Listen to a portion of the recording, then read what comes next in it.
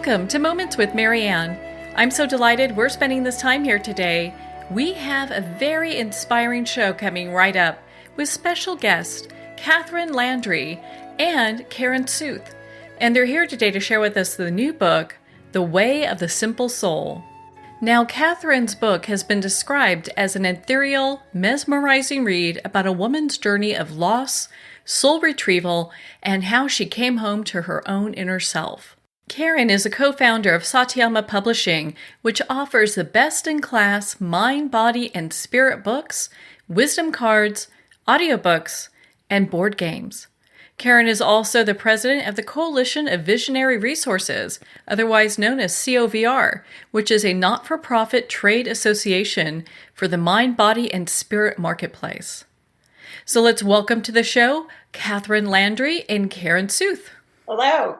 Hello. Thank you very much for having us. What a joy it is to have you both here, and I'm so delighted that we get to talk about this new book. Super. We're looking forward to it as well. Well, and so before we get too far down the path, I'd love to learn, Catherine, how you and Karen started working together on this. Oh, that's a kind of a lovely story, actually. Karen's company was recommended to me by a woman that I've known for many years. And when I talked to her about the possibility of writing this book way back when it wasn't even, there weren't very many words on paper, she said, oh, you need to connect with a woman called Karen Stuth. And her company is called Satiama Publishing. And she also has the arm Satiama Writers Resource. And what happened at that instant when she said the word Satiama, I just got this instant connection. It's such a beautiful, beautiful name, a word, Satiama. And I got this instant connection. I thought, oh, okay. So I picked up the phone and I called the number and Karen answered. And I just felt so much warmth and connection coming through Karen's voice over the phone. And I think that that's maybe where we first connected, and that's how it started. And so, Karen, what was it like for you when you first heard about this project, and how did you feel about it? Well, when Catherine first gave me a call and said that she was writing a book about her spiritual journey and told me a little bit about it, I was instantly intrigued. And she originally approached me just to edit the book and to hire me for editing through Satiama Writers Resource. And I felt like I was exactly the right person for the book because basically I only work on mind, body, spirit properties. So if it's not mind, body, spirit, I usually will, send an inquirer to another publishing consultant. But I knew right away that I was deeply intrigued and wanted to look at the book, and she sent me the manuscript, and I just loved it. I sort of fell into it like a pool.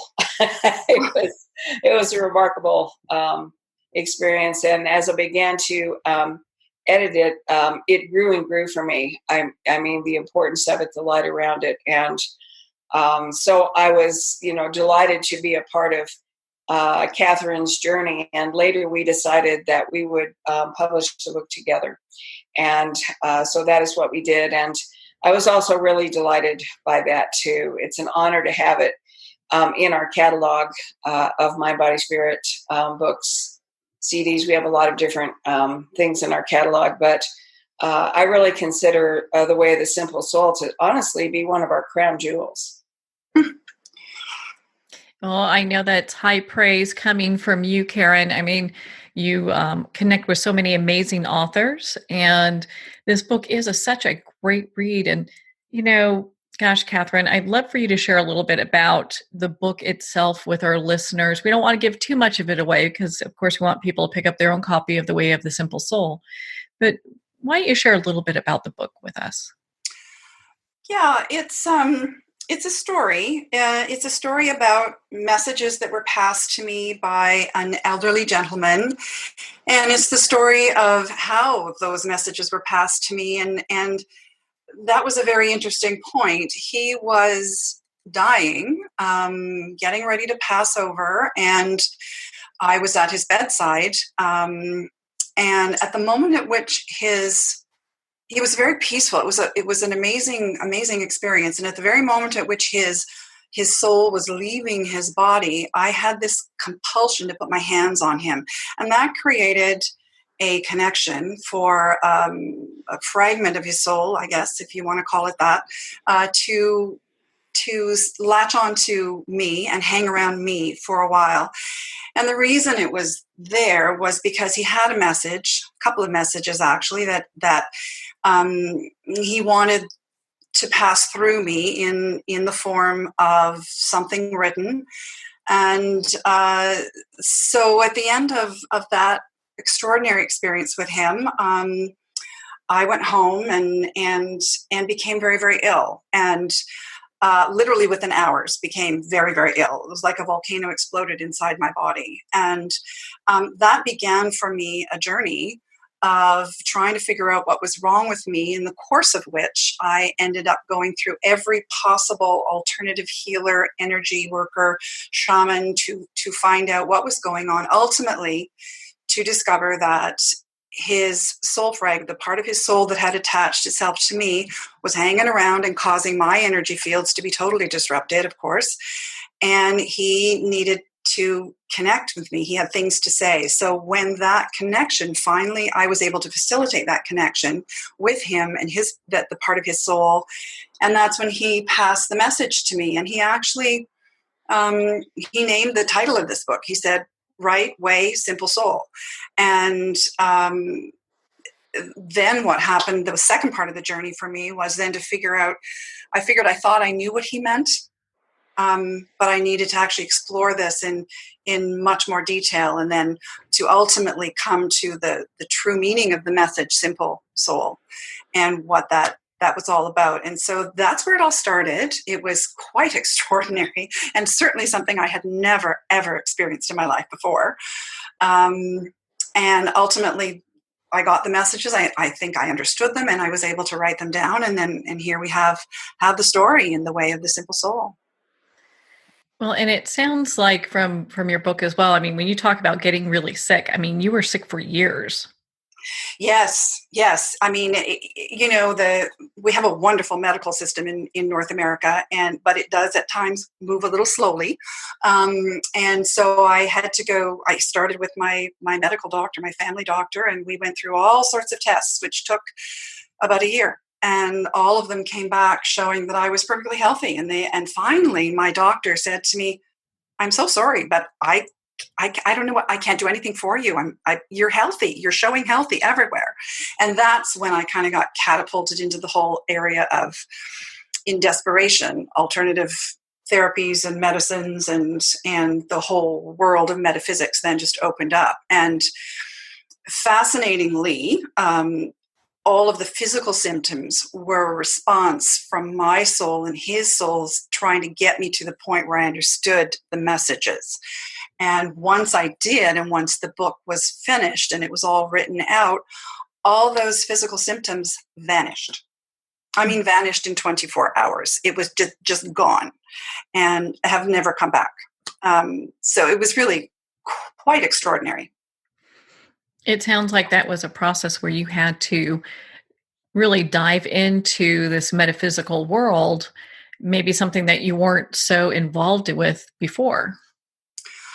No, I guess I think you would call my life pretty normal before. I was, born and raised in a traditional Christian household, and I had a 22-year career in the corporate world in marketing, communications, and fundraising.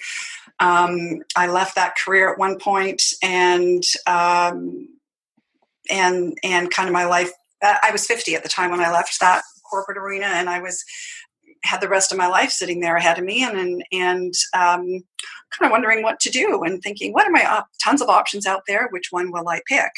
And then this event happened, and that put me right into this whole other area of different dimensions and metaphysics and who we are and what we are beyond just this human self that we carry, which is fascinating.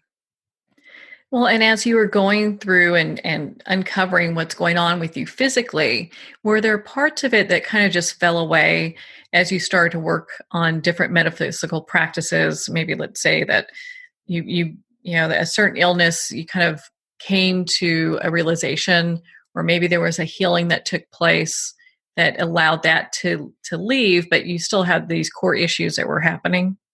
Hmm. One of the messages that was coming through from this gentleman was about the soul human relationship, and how the soul and our soul and our human side function together and coexist together, and they can either have a harmonious coexistence or a non-harmonious coexistence, and ultimately our body is a manifestation of our soul. Our soul is inside and around our body, and our body is doing what our soul is doing. And so if we don't have a harmonious relationship between those two elements, then we can have a whole lot of physical, mental, and emotional issues going on, and wonder. At one point for me, I was wondering, like, well, what is the matter with me? There's nothing really in my life that should be causing me, the external parts of my life that should be causing me to be so dysfunctional or sick or ill, physically, mentally, and or emotionally overwrought. And once I started to dig into this concept of the soul, it all started to come together. We all need to establish a connection with our soul. It's our most intimate self. It's in us, it's around us, it animates our physical structure. Therefore, we need to, when we establish a very, very close connection with it and can speak to it, and it can speak to us, then all of a sudden, everything becomes just more clear, more peaceful, and all of that functions through our physical body as well. It sounds like it was quite a journey, and when you had that initial connection with that gentleman that passed, was that at a point where your souls connected? And do you feel that you were carrying any of maybe some unfinished business on his side? Well, that's a very interesting thought. In fact, yes. It turned out that there were some he and I are part of the same soul family. The same soul family. And as many of us are, soul families are very large, and many of us will incarnate in the same generation or similar generations or close generations, I guess you'd say. And yes, so he and I apparently had connected before in previous lives, and in this particular life, there was a component in our agreements with one another where I was to be at his side as he passed, and he was to pass me this message, and I was to be trying to write it and put it out there into the world. So there definitely was a connection. Mm-hmm. Do you still feel that connection today? Well, he's passed completely. So at the time at which I was able to have the communication with him to receive the messages and kind of close out that part of our chapter together, that contract we had with each other, then he passed completely. His soul went into the light. Moved on. And whether it's coming around for any other people, it's not my path, but between he and I, we have finished our contract together, and he has moved on from me. Mm-hmm. So how did the experience of writing this book affect you?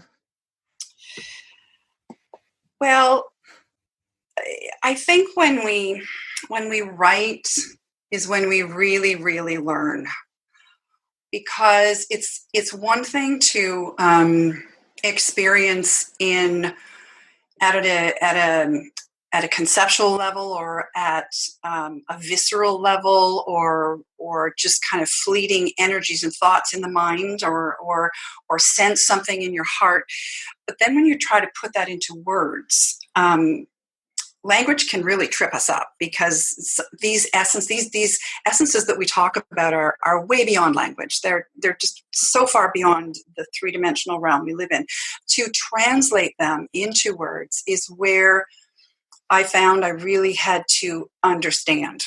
So I couldn't just say, oh, it was this feeling I had. It's no, what exactly did that feeling mean? How do you translate that into words that other people could read and understand? And so the process of writing actually helped me to learn and understand way more clearly about myself and about these messages, for sure.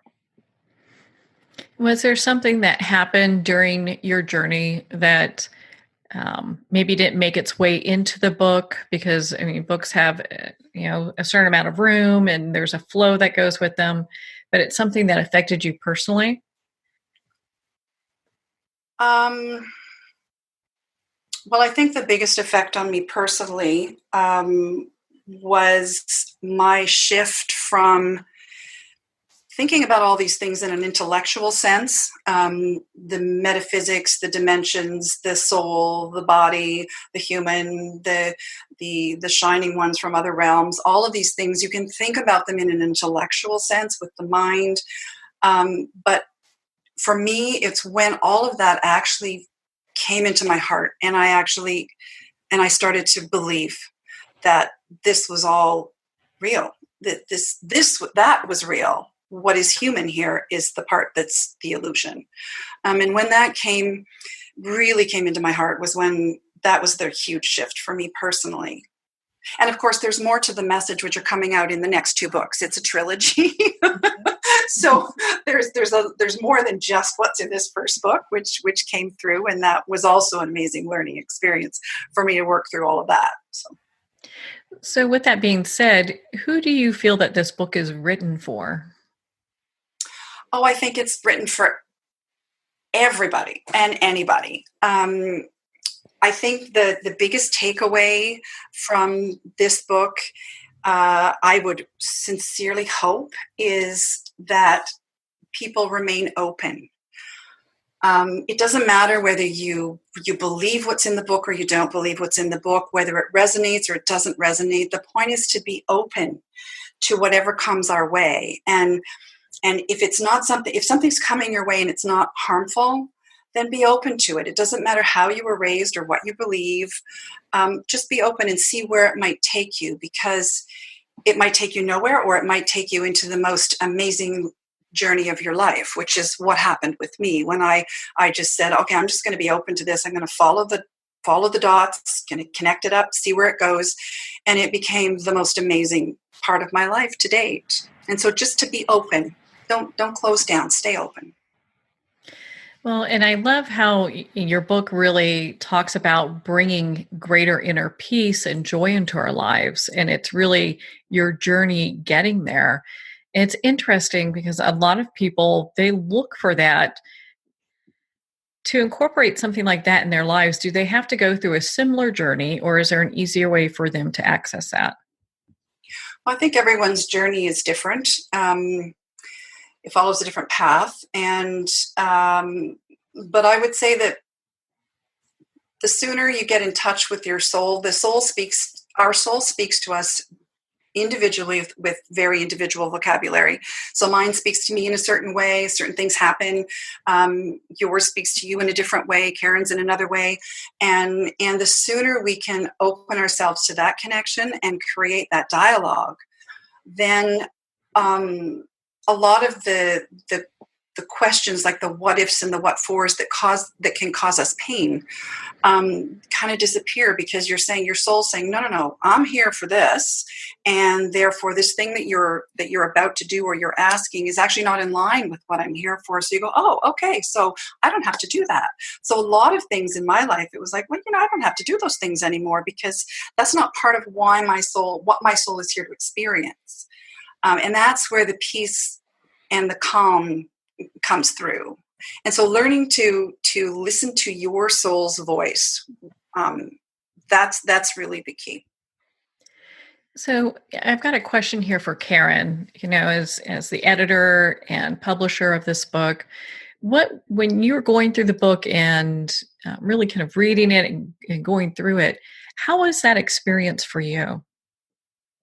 Well, anytime I am given a manuscript to read or read and edit, it's a fresh adventure, no matter what it's about. But some of them just turn out to be books that I'm, moving commas around, or, revising paragraphs, or maybe, moving sections from here to here. This book was pretty different. It really spoke to me from the beginning. And I ended up writing the foreword to the book, and was pleased to do so, as one of the things that I realized as I began to read the manuscript, and then, ended up going through it 3 or 4 times, was that I've been hearing my own soul's voice my whole life and not really recognizing it as that, I felt that it was maybe my angels or my guides talking to me, or, some other, source of information. But I really realized, the more I read the book, that, I'd been having that same experience my whole life and not really understanding what it was. And since reading the book, I have a much deeper relationship with my own soul, that I do think of my soul as my best friend, as Catherine invites us to do in the book. But it took reading the book to really cement the whole thing together for me. It connected the dots in a way that I'm not sure any other book might have done. What a gift that is, to have that level of connection and to have that as a takeaway from this book. I think it's something a lot of people want to connect with. You bet. I definitely believe that too. And we all very much need to be listening to, working with, making our soul our best friend, especially now when so many changes are happening on the earth, and the world as we know it is changing very much. And we need to know ourselves as a result of that in a very different way. And I think this is the conduit. I really do. Yeah, without a doubt. Well, and, Catherine, in your book, you talk about dreams, and I'd love for you to share one of the dreams with us and how that impacted you. Okay. Yeah, there are quite a few dreams in the book. Let me see. Well, there was one that was really quite, well, they were all amazing. They all were very impactful. But let me just, there was one that I call The Whale in a Cage. And what happened there was this one took place when I was actually sleeping at night. Some of these dreams came to me in meditation. Some of them came while I was actually asleep at night. This one was during the night, and I was deeply asleep. But I remembered every single moment of this dream because it was very traumatic. I called it A Whale in a Cage, and the whale, when I first came into this dream, I was in this scientific laboratories type of room, very white, sterile, harsh lighting, and there was this magnificent whale lying in a cage on the table. And of course, whales are magnificent creatures. They're ancient creatures. We sometimes call them the record keepers of the earth because they are so ancient, and in their DNA they carry memories of all that the earth has gone through. So there's this whale in the cage without water, desperately trying to stay alive, and he's surrounded by what look like scientists in laboratory white coats, and they've got clipboards, and they're prodding and poking the whale to try and understand what this whale is and what it projects. And I remember at that point, I woke up abruptly and I was gasping for air, and my heart was pounding, and I sat up in bed and I went, oh my goodness, what was that? And that dream, traumatic as it was, sorted itself out for me to be an illustration of the soul-human connection. So the scientists in the dream, if you will, and I'm not dissing scientists, the lab people in the dream, if you will, were poking the body of the whale, but they were not speaking to the inner soul of the whale, where the wisdom actually existed and was. And so this helped me understand the concept of the human soul connection, that the human is one thing, our human structure, our body, and how it's structured, and our soul is another thing, and the two together create who we are. And that was probably one of the more traumatic dreams, but it had a very profound meaning.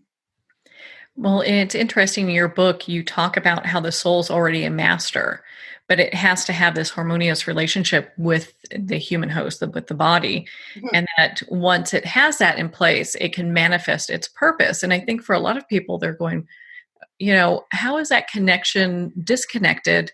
And how can I get that into a place of harmony? Well, the way I kind of see it unfolding is that the soul is a master. I mean, it's something from beyond the veils of this world. It's an emanation of the Creator. It's been perhaps going through many different types of experiences in other places, coming to the earth plane. It's here for specific experiences. And I know we often talk about, we have a path that we are here to do. But what I got out of my understanding of when I was writing this book was that it's more that the soul is here to experience things. So you could have multiple ways of doing that experience. But so long as the experience is had, that's what the soul is here to experience. And so when I tuned into my soul, like, what are you here for? What are the experiences you wish to have? Then I was able to retune how my body functions in order that my soul experiences what it's here to experience. Now, I could still be in the corporate world. I could be out living on a mountaintop. It doesn't really matter what I do. It matters how we allow our soul to experience what it's here to experience. And that it can only experience those things through the human body, right? It's come to earth, so it has to do that through our physical structure, mental, emotional, physical structure, and in this three-dimensional earth plane. So all that we have here is part of what it's here to experience. And so when you understand, when we connect with our soul and we understand what it's here to experience, we go, oh, okay, well then my human side needs to be kind of doing these types of things in order to create a fusion with that. And I call it the soul-human fusion. Well, on that note, we're going to pause here for a quick break. We've been speaking with Catherine Landry and Karen Stuth in regards to the new book, The Way of the Simple Soul. You've been listening to Moments with Marianne. We'll be right back after these messages.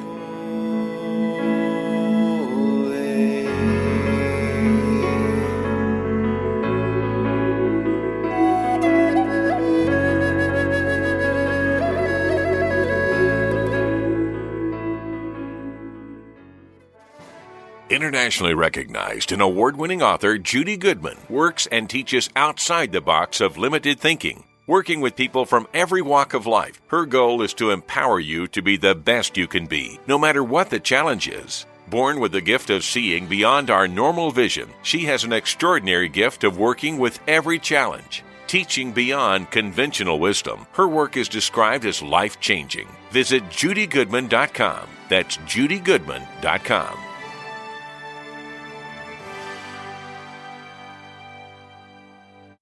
There comes a moment when you realize you're somewhere special, when you discover that each beautiful creature that you see has been rescued from a life of absolute horror and brought to this incredibly free place. Here's where their lives were forever changed and where yours will as well. Discover over 500 tigers, bears, and lions at the brand new visitor center at the Wild Animal Sanctuary just outside Denver. For more information, visit wildanimalsanctuary.org. Discover true freedom at the Wild Animal Sanctuary.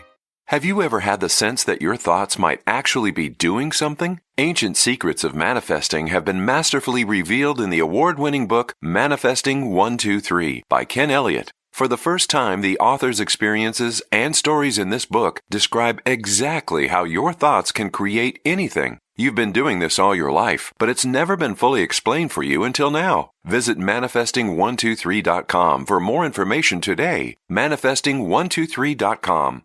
There are nearly 2 million Americans living with amputation. Many live right here in San Antonio. Becoming an amputee can be scary, frustrating, isolating, but there's no reason to feel alone. The San Antonio Amputee Foundation is here to help support you and guide you toward resources such as home and car modifications and even prosthetic limbs. For more information or to make a donation, visit saamputee.org. We'll help you live a full, active life, one step at a time. San Antonio Amputee Foundation, healing limbs, hearts, and souls.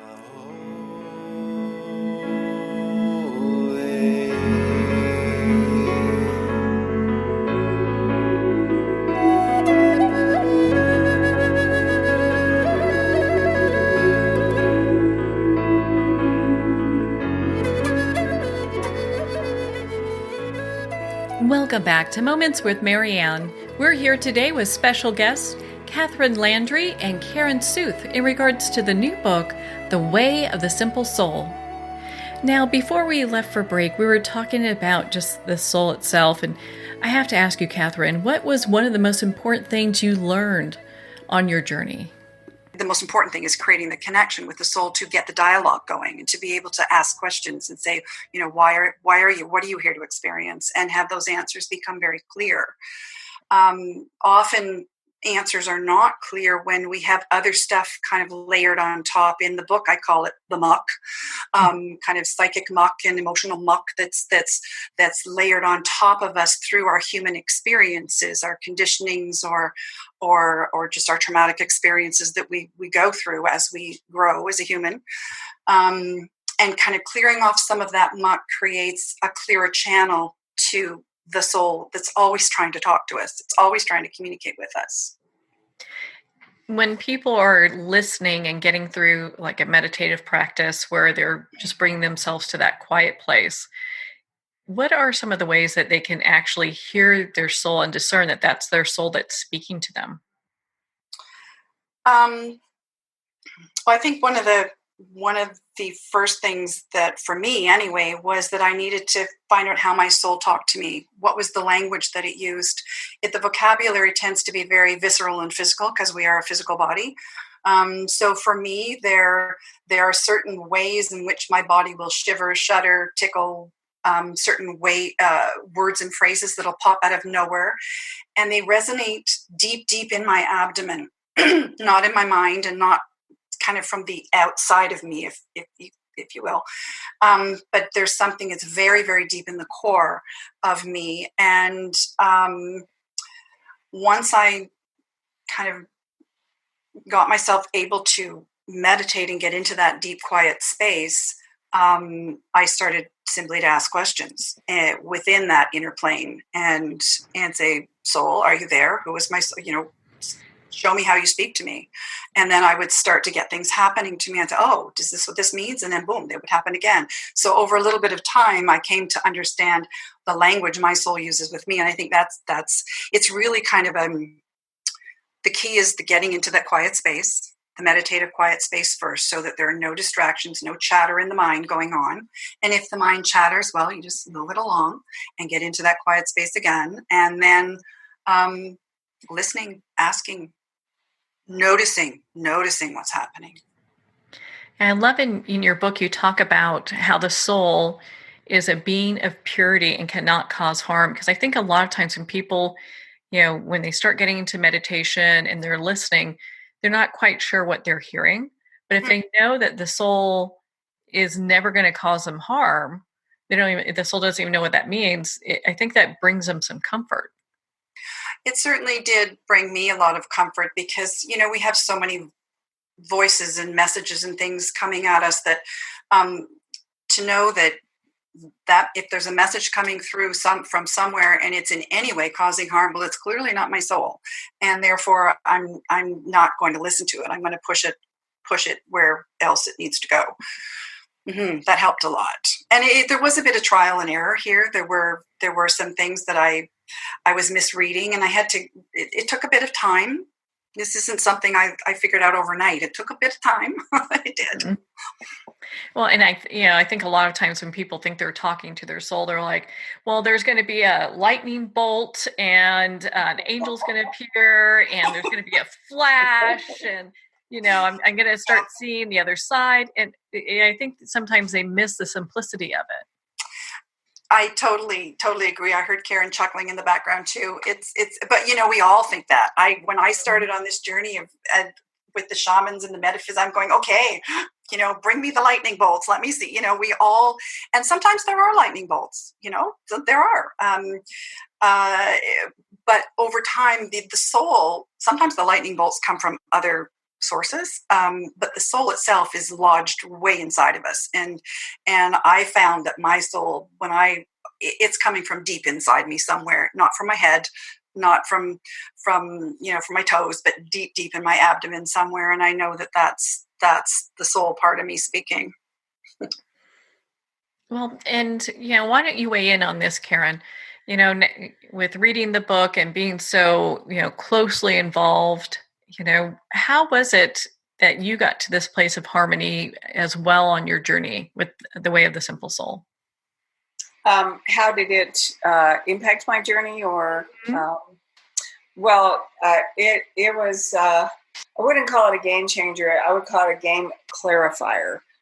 So it clarified, as I mentioned before, a lot of things for me personally, and made me look back and realize how often I've been not only hearing the voice of my soul, but that it was actually, interfering or trying to get my attention. And the example that I used in the foreword of the book regards my husband. When my husband was still alive, he had several episodes where he just in the middle of the night, he would take on this huge pneumonia. It would come out of nowhere.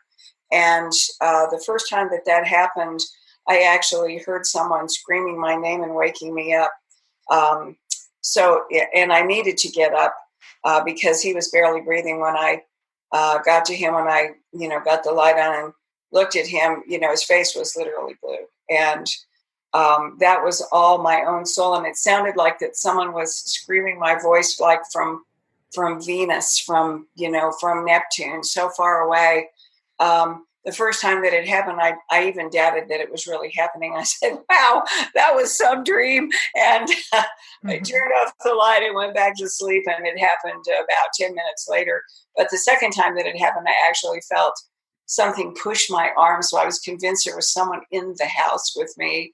I got up and went room to room, turning on all the lights, and I kept hearing my name being called. And my husband had gone to sleep in the guest room because he was having a lot of trouble sleeping. He said, I'm just going to sleep in here tonight. When I went in there and turned on the lamp next to the bed, he was almost, he'd almost, fallen into a coma. I didn't get there 1 minute too early, and that wouldn't have happened except for, hearing my name called like that. And, for years I doubted that it actually really happened until I read Catherine's book, and I thought, no, that really did happen. And it was all, part of a bigger plan, including the fact that she came to me with the book. I mean, I felt like the book was for me too. So it was very fortuitous. It was in divine timing. It was complete synchronicity. I feel very, very grateful for the whole thing. It will always be, a major signpost for me on my own spiritual journey. I think Catherine's book helps a lot of people make it okay when they have these unexplained spiritual events, that it's okay to have those. You don't have to, because a lot of times when we have those, like how you were saying, it's just like, oh, that really didn't happen. And a lot of times we kind of write off, some of the miraculous things that happen throughout our lifetime because there's no way to really explain it. There's no reference for it. Yes. Yeah, and we live in such a complicated world right now. Everything in life is complicated and complex. And to think that something as simple as this is actually happening on the inside, it's easy to dismiss it and think, oh, I just imagined that. Because it's not complex, it's not difficult, it's not hard, it's not... and it is easy to kind of... One of the things that helped me was to keep a journal. Way back, years. I've got years worth of journals that I've kept. And sometimes I would think, I'm not sure that I'm I'm understanding this. I'm not sure that actually happened. And I'll go back through my journal and think, oh, you know what? There are the threads, and I wrote them all down, and there they are. And so this thing that is going on with this is real, and that helped a lot too. Yeah, it's interesting when we go back and look at these journals, just the experiences that we've had, and how important it is to make those documentations. Mm-hmm. Yeah, I think it's very important, because sometimes there's some strange things that really are metaphysically strange. You think that can't possibly have been real. And then you write it down or take a picture. I had some strange things happen with crystals and water and stuff. And I took pictures of them because I thought, if I don't take a picture of this, I am not going to believe in an hour that actually happened. Well, it's interesting. Once you start, having a petal unfold in your spirituality, there's always something new to kind of go, hey, look at this. You probably never considered this before. Absolutely. I had a very wise lady say to me once, several years ago, she said, once you have reached what you think is the end, and you have learned what you think is all you need to learn, and you are in your light and in your heart, and you think you've arrived, she said, that's just the beginning. And that's when so much more that you have no ability to imagine right now will open up, and it just continues to open and open and open. And she's so right. That was such a beautiful thing she said to me, and I pass that along. Yeah, that is beautiful. Well, and as I'm thinking about your book and the journey that you went through, I'd love for you to share with our listeners how your soul helped you with this profound shift that you experienced. Well,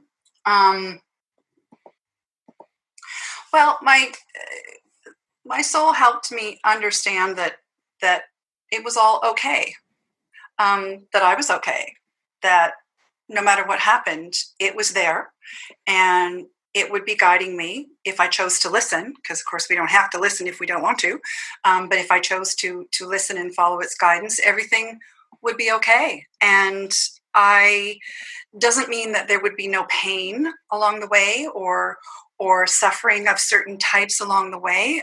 That's part of what it means to be human, but it would all still be okay. And I've had a couple of experiences where I've been in a situation where I was at the end of my resources, mentally, emotionally, physically, and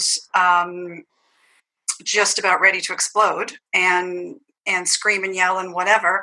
And the voice comes right from my inner core gut and says, it's okay, I am here. And just that just takes everything down a notch. And you realize that, it is okay, no matter what we're going through, no matter how horrible or how painful or how grievous, when we are living in our soul, it is an experience, and it is only an experience that we're experiencing, and we are able to move through it. And I'd like to comment on that, one of the things that I think Catherine's book will do for its reader, first, I always tell people that you will not leave this book the same as you went into it, that it will change you. It will change you even if it plants the smallest seeds, but for people that are open and ready, what I think is special about this book and how it will impact your spiritual journey is that it will remove a lot of doubt. That doubt, like, well, that didn't really happen. I didn't really hear that. I wasn't really guided. I'm just thinking that these things are happening. And it's, teaches you to confirm your own experience. But I think there's an element of it as well that helps us to become more our observer self. And that's a very, very hard thing to learn to do, to step back a little from the world around you and observe it in a different way, to be, in the world, but not of the world. And I think that there are a lot of tools in the book that you will pick up just from her journey that are also very, not only affirming, but spiritually changing. finally, many people that have read the book that I would describe as, seekers, people that are spiritually thirsty may find their home in this book. So, in that way, it offers many paths that I think that people will find what they need in the book. They'll take away what they need from the book, as many spiritual books are wont to do. But this has a rather compellingly honest style to it that invites the reader in to come on in and sit a while and have a cup of tea with Catherine, so to speak, and, to observe her experience and begin to see what happened to her in your own life. And in that way, I find it unique and remarkable. Well, it's interesting. As spiritual seekers, often we work certain practices and we get to a place where we plateau. It's like, okay, we've studied this or studied, it could be Reiki or, metaphysics or whatever the thing is. And we get to a place where we plateau in maybe knowledge or understanding. And I found it really interesting. The Way of the Simple Soul allows people to expand upon that and go deeper into their practice. I agree. Mm-hmm. Yeah, because it's ever deeper. It's like it's a spiral that just keeps going and going and going. And I know I have, when I reached moments where I felt like I was plateauing, or there were, what else was I going to learn or do?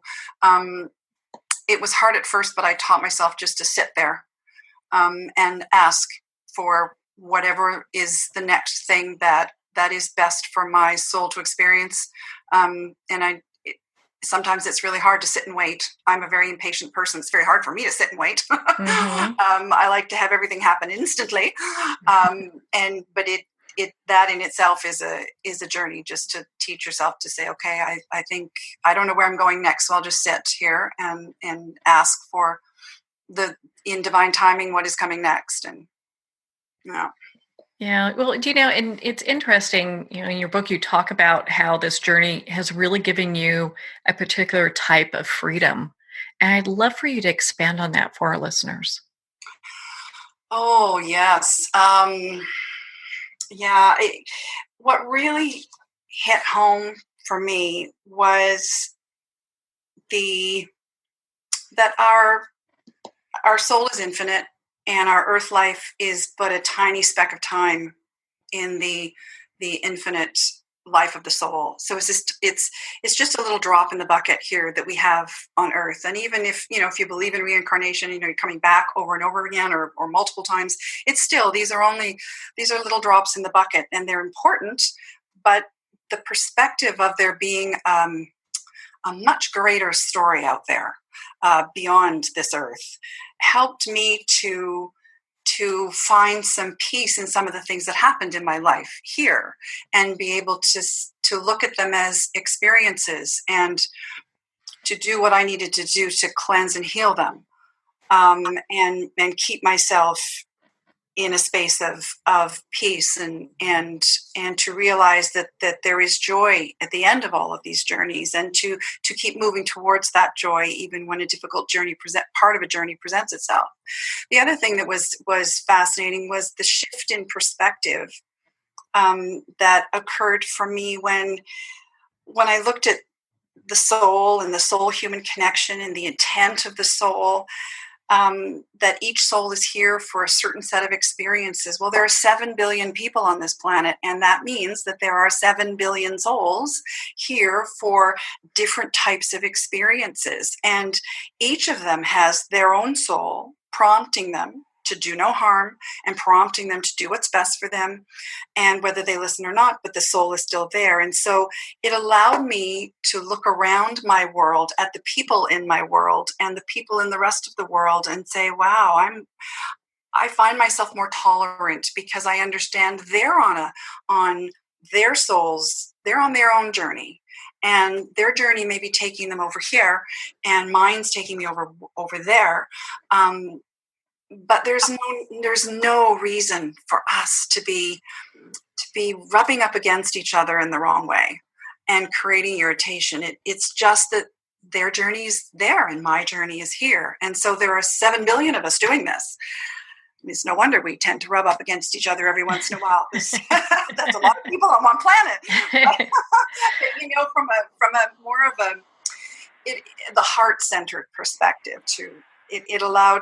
It really helped to teach me more tolerance and understanding. I have my moments still, I'm human, but it really helped me to teach me more tolerance and understanding of all the different souls playing out all their different reasons for being here. Well, with that being said, what are some of the universal messages your book shares?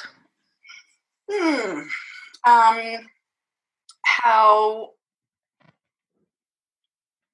our soul is our best friend and our buddy, and it's the most important relationship we will ever have. And I mean that it really is the most important relationship we will ever have. That is what this has taught me. And I have lots of other relationships in my life. I have a husband. I have 7 children. I have parents and in-laws and brothers and cousins and all the rest. I have a large family and friends and so forth. But my soul is the most important relationship that I will ever have, and therefore I really need to devote a certain amount of time every day to that. And I found that time doesn't have to be a long time. It can be little brief episodes throughout the day, but that's really and that the soul is an entity from beyond the realm of this 3-dimensional earth, and it will return there after our physical bodies are tired.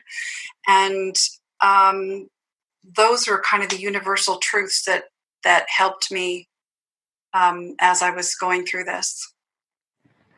I think that's pretty powerful, especially for our listeners that are looking to kind of dive into their practice in a deeper way. So why don't we start with Karen? Karen, I know that you not only have this fabulous publishing company and you do great work there, but you're also part of a really great organization that I'm a member of. Oh, thank you so much for giving me a chance to talk about the Coalition of Visionary Resources. The short of that is COVR, COVR, the Coalition of Visionary Resources. And we are the trade association for the mind, body, spirit industry. Our members are from around the world, and we have all different kinds of people that work within mind, body, spirit: healers, musicians, jewelers, card deck designers and authors, publishers, vendors, retailers, radio show hosts like yourself, filmmakers, blog writers, people that work primarily in the mind, body, spirit industry. And, together we, as an organization, seek to not only, improve the standards within our industry, but also, through our awards program to bring forward what is new and absolutely wonderful every year, out to the world, so the world will know what's new in books, what's new in, in the products area, what's new in music, etc. So, there is a element of awareness or a mission of awareness, not only for mind, body, spirit, but also for the products and the fruits of mind, body, spirit as well. And this past year, we have added quite a few webinars and other learning opportunities for people that do have a mind, body, spirit business. Our goal is that every business, every member that belongs to COVR, their business will be highly successful, and we will work with them through mentorship, through training, through all kinds of resources we offer to help them grow and grow and grow and be even more successful than they were the day before that. It's a wonderful group of people, several hundred members, because our numbers change every day. I can't even give you an exact number, but we are growing like Topsy. It's an organization that's been around 23 years, and I'm very, very proud to serve as president at the moment. It's been a pleasure to do so, and I've certainly had the great opportunity to meet a lot of remarkable people, including you, Marianne. Oh, well, thank you. I mean, it's been such a pleasure to know you. And please share a little bit about your publishing company. I know we talked about it earlier, but I know our listeners will want to know about that as well. Well, Satiama Publishing, it's a funny story how we got it started, and I don't think we have probably time for me to tell it, but we never started out to be a publisher. We have time. Go ahead. Well, we didn't. My sister and I just wanted to start a company that, through mainly as a blog, we would offer what we call the many pathways to whatever is transcendent for you. And we only had we had a two-pronged test for putting anything at Satiama. And one was that it had to be heart-based. It must come from the heart. It must come from a space of love. And the other thing is that it would not be exclusionary, because we don't believe there is only one pathway to whatever is transcendent for you. Everybody on the planet is on their very own path. There are no two paths that are the same. And so we wanted to offer a lot of different, ideas and thoughts, so people could, read and, find what resonates for them. But we don't post anything or include anything that's exclusionary. So if the thought system is, my way is the only way, my Reiki is the only way, my meditation is the only way, etc. Because we don't subscribe to that belief, we would not include it at Satiama. So that's where we started. And eventually, I started meeting a lot of people in Mind, Body, Spirit. And one of them was Dr. Stephen Farmer, who was a Hay House author and still is a Hay House author. But I had a conversation with him in which I said, in one of those weird moments where words literally fall out of your mouth, I said, well, if there's ever anything you don't want to, that Hay House doesn't want to publish, we'd be interested in talking to you about it, because I have a very big background in publishing myself. And then I told my sister, who was my business partner at that time, and she said, what, are you nuts? And I said, he's never going to call us. And of course he did. Then 6 weeks later, he called us. And again, I was talking to him on the phone, and he said, what do you think would be, the next great thing for me to add to my body of work? And instantly, without even thinking, I said, I think that we need children's spirit animal cards. We need a deck of spirit animal cards for children. And I don't even know where that came from, but he was really silent on the phone. And then he said, and I said, well, are you still there? And he said, yes, that's the project that Hay House had just turned down.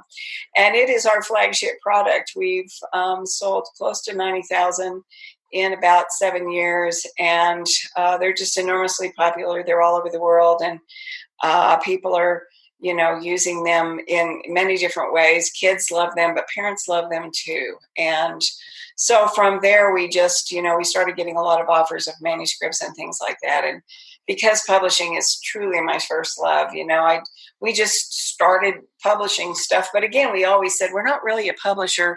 But, one day, another person in Mind, Body, Spirit said, you need to stop saying that, because you are a publisher. And we actually recently changed our URL to be Satiama Publishing. So we're no longer Satiama.com. We're at SatiamaPublishing.com. But, I've just, been guided down my path in the same way that Catherine has. And fortunately, I never resisted very hard. I was having too much fun. I was blossoming too much, and I never would have stopped it. And, I think that the divine always finds a way to move us from whatever we were doing, corporate America or what else, into where we're really supposed to be. That happened with her. That happened with me. So it happened with my sister too. So, I just feel blessed every day to, have Satiama as a vehicle to be in contact with the world around me. And it's a blessing. It's a very big gift and a blessing. Well, I know you, Karen, and my goodness, it's so great to hear your story and all the great things that you're working on. I'm so excited that we're spending this time here together. And Catherine, why don't you share with us where our listeners can connect with you and be part of your community? Yes, I have a website, CatherineGraceLandry.com. just my name.com, and people can connect with me there. I post, things get posted there, and blogs and so forth. And of course, the book is available through Amazon and of course through Karen as well at Satiama Publishing. So that's where people can connect. Well, thank you, Catherine, and thank you, Karen. It's been such a pleasure to spend this time with you, and of course to talk about the new book, The Way of the Simple Soul. Again, if you'd like to connect with Catherine, you can at her website, catherinegracelandry.com. And also, if you'd like to be part of the Coalition for Visionary Resources and learn more about how you can be part of this trade association, please visit COVR.org. Well, we're at the end of our time today. I would like to thank everyone for tuning in. You're listening to Moments with Marianne. And remember, make every moment count.